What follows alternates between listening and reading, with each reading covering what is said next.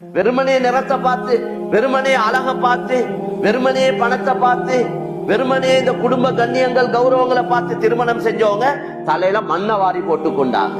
ரெண்டு உள்ளங்கள் ஒன்று சேர போறது வஸ்துக்களை வச்சல்ல, சொத்து செல்வங்களை வச்சல்ல, இந்த வெளிரங்கங்களை வச்சல்ல. ரெண்டு உள்ளங்கள் ஒன்று சேரும் எதால? நல்ல குணங்களால. அதனால தான் கண்ணியமான நபி ஸல்லல்லாஹு அலைஹி வஸல்லம் சொன்னாங்க, நீங்க திருமணம் செஞ்சு வைக்கக்கூடிய நேரத்துல நல்ல குணம் உள்ளவங்களை பார்த்து திருமணம் செஞ்சு வைங்க, மார்க்கம் உள்ளவங்களை பார்த்து திருமணம் செஞ்சு வைங்க. மார்க்கத்தை விரும்புறார், நல்லதான் தீன விரும்புறார், நன்மையான காரியங்களை விரும்புறார், மார்க்க அடிப்படையில வாழணும்னு விரும்புறார், அதுவும் உள்ளத்துல இருக்க வேண்டிய ஒன்று, வெளிரங்கம் அல்ல. நல்ல ஜுப்பா உடுத்திருக்கிறார், பெரிய தாடி வச்சிருக்கிறார், பெரிய தலப்பா கட்டிருக்கிறார், நல்ல ஃபேஸ் கவர் பண்ணிருக்கிறாங்க, இந்த வெளிரங்கம் மட்டுமல்ல.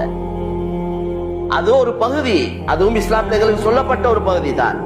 அசல் என்ன என்றால் உள்ளம் தான். திருமண வாழ்க்கைய இல்ல நிம்மதியை உண்டாக்கி வைக்கக்கூடியது நல்ல குணம்.